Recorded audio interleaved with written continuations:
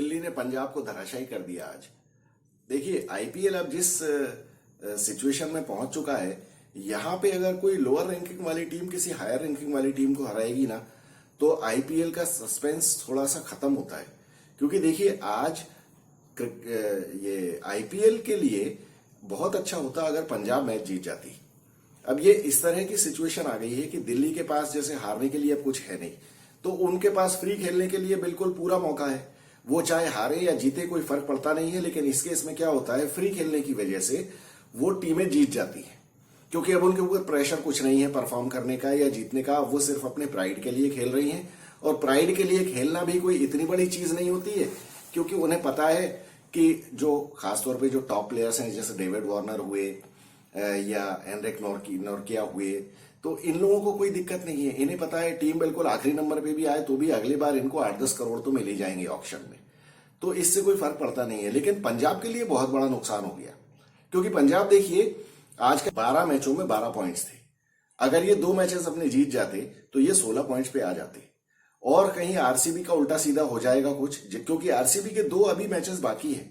अब आरसीबी का कल एसआरएच के साथ मैच है, एसआरएच की भी वही सिचुएशन है, एसआरएच आखिरी नंबर पे है। अब उनके पास भी हारने के लिए कुछ नहीं है, ना उनको कोई टेंशन है। अब जितनी बेइज्जती उनकी होनी थी हो चुकी, और उनके फ्रेंचाइज ओनर्स को तो कुछ लेना देना है ही नहीं। अब वो बिल्कुल ही फ्रीली खेलने आएंगे। और आज जैसा पंजाब के अगेंस्ट हुआ, ये देखिए आप आज के मैच में इसमें प्रभसिमरन सिंह जिसने पिछले मैच में सेंचुरी मारी इसी टीम के अगेंस्ट, उसमें केएल राहुल की आत्मा आ गई। उसने पहला ओवर मेडन ही खेल लिया, पहला रन इनका 9वीं बॉल पे बना है, और उसके चक्कर में क्या हुआ, शिखर धवन बेचारा पहली बॉल पे ही आउट हो गया। अब मुझे ये नहीं समझ में आता कि शिखर धवन सीनियर आदमी है, उसको पहले फेस करना चाहिए। नॉर्मली क्रिकेट में ये होता है, जो सीनियर आदमी होता है वो पहले फेस करता है। अब हालांकि ये बहुत ही ज्यादा अपने अपने पसंद की बात है, लेकिन फिर भी नॉर्मली ऐसा होता है। और प्रभसिमरन सिंह ने जब पहला ओवर ही मेडन खेल लिया, उसके बाद तो पहले ओवर से ही इनके ऊपर प्रेशर पड़ गया बुरी तरह से, और इसी वजह से शिखर धवन पहली बॉल पे आउट हो गया। क्योंकि अब उसके पास चांस था ही नहीं।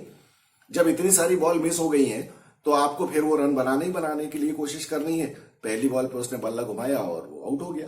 टॉस शिखर धवन ने जीता और उसने पहले फील्डिंग भी की।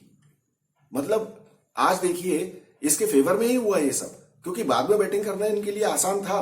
लेकिन दिल्ली ने तो जो शुरुआत की, बिल्कुल ही इनका कबाड़ा ही कर दिया। वार्नर और पृथ्वी शॉ जिस तरह से टूट पड़े इनके ऊपर, वो पृथ्वी शॉ पता नहीं कहां से फॉर्म में आ गया आखिरी मैच में, मतलब अभी सेकंड लास्ट मैच में। देखिए यही फर्क होता है, जब आपके ऊपर कोई प्रेशर नहीं है तो फिर बल्ला घुमाओ, फिर कोई टेंशन नहीं है। जब टेंशन होता है तभी बैट्समैन की स्किल पता चलती है, बॉलर की स्किल पता चलती है। और इन लोगों ने पहले बैटिंग करके, और रायली रूसो ने तो 37 बॉल में 82 रन ठोक दिए। हालांकि रायली रूसो की इसमें कोई गलती नहीं है, क्योंकि पहले के मैचेस में उसको खिलाया नहीं गया। दिल्ली ने सबसे बड़ी गलती ये की है कि उन्होंने जो अपने होम ग्राउंड पे विकेट बनाया है, वो उनके फॉरेन बैट्समैन को सूट ही नहीं करता है। फॉरेन बैट्समैन को इंडिया की पिचेस कभी पसंद इसलिए ही नहीं आती हैं क्योंकि ये लो होती हैं, यहाँ स्पिन ज्यादा होता है। इनको चाहिए बाउंस और पेस चाहिए इनको, तभी ये बैटिंग कर पाते हैं। जिन जिन विकेट्स पे जहां बाउंस अच्छा है या पेस अच्छी है या फट्टे विकेट है, वहां पे फॉरेन बैट्समैन ने अच्छे रन बनाए हैं। लेकिन जहां स्पिन होती है या लो रहती है बॉल, वहां पे ये लोग नहीं बना पाते, चाहे वो मैक्सवेल हो या फिर कोई और हो। तो दिल्ली के बैट्समैन तो चारों उनके वही हैं। और इसके वजह से आप देख लीजिए, कायल मायर्स का भी आप देख लीजिए, कायल मायर्स ने भी स्पिनिंग जहां पे विकेट रहे हैं वहां वो रन नहीं बना पाया है। उसने भी वहां बाउंसी विकेट्स पे ही जाके रन बनाए हैं। तो आज का भी 1 नंबर का फट्टा विकेट था जिसपे आके सारे बैट्समैन ने रन बनाए। अब देखिए दिल्ली ने तो 214 रन ठोक दिए। इसके बाद शुरुआत में ही प्रभसिमरन सिंह ने कबाड़ा कर दिया, जब उसने लेके और पहला ओवर मेडन खेला। उसके बाद से जो प्रेशर आया है, तो अथर्व टाइदे ने आज, हालांकि उसके बल्ले में ठीक से बॉल आ नहीं रही थी, फिर भी उसने 2 छक्के मारे। और उसकी किस्मत इतनी अच्छी थी आज कि उसके 2-3 तो कैच मतलब छूटे तो नहीं, लेकिन उसके बॉल नो मैंस लैंड में गिरी। कई बार बैट्समैन ऐसा होता है कि उसका दिन नहीं होता है। हालांकि इसने मुंबई के अगेंस्ट बहुत अच्छी रन बनाए थे, और ये अच्छा बैट्समैन है। मुंबई के अगेंस्ट तो जिस तरह से रन बनाए थे इसने, मुंबई को हराने में इसका बहुत बड़ा हाथ था। लेकिन आज नहीं हो पा रहा था, और अल्टीमेटली देखिए उसको तो रिटायर करना पड़ा। ये हालांकि रिटायर करने के डिसीजन के मैं बिल्कुल अगेंस्ट हूं। अथर्व ताइडे को रिटायर नहीं करना चाहिए था। उसने 42 बॉलों में 55 रन बनाए थे। ऐसा नहीं था कि उसने कोई बहुत ही ज्यादा स्लो खेला हो। उसको रिटायर कर दिया और उसके बाद क्या हुआ, जिग्नेश शर्मा ने 3 बॉल वेस्ट कर दी, उसके बाद शाहरुख खान ने 3 और वेस्ट कर दी। तो जो अगर मान लीजिए वो 6 बॉल में ये आपका अथर्व ताइडे ही खेल रहा होता, तो जो 55 रन पे खेल रहा है उसके लिए 3 बॉलों में 3 छक्के मारना कोई बड़ी बात नहीं है। उसके पास ज्यादा चांसेस है 3 बॉल में 3 छक्के मारने के, बजाय इसके कि कोई नया बैट्समैन आए और वो करे। लेकिन इन लोगों का वो डिसीजन बहुत गलत रहा। और उसके बाद सैम करन ने 4-5 बॉलों में 7-11 रन बनाए। वो लिविंगस्टन एक अकेला ही लड़ाई लड़ता रहा अपना। हालांकि ईशांत शर्मा जैसे सीनियर बॉलर ने भी कोई कसर नहीं छोड़ी थी। आखिरी के 3 ओवरों में 20 रन 21 रन ऐसे बन रहे थे। 3 ओवर में इनको 59 रन चाहिए थे, जिस टाइम सैम करन और लिविंगस्टन खेल रहे थे।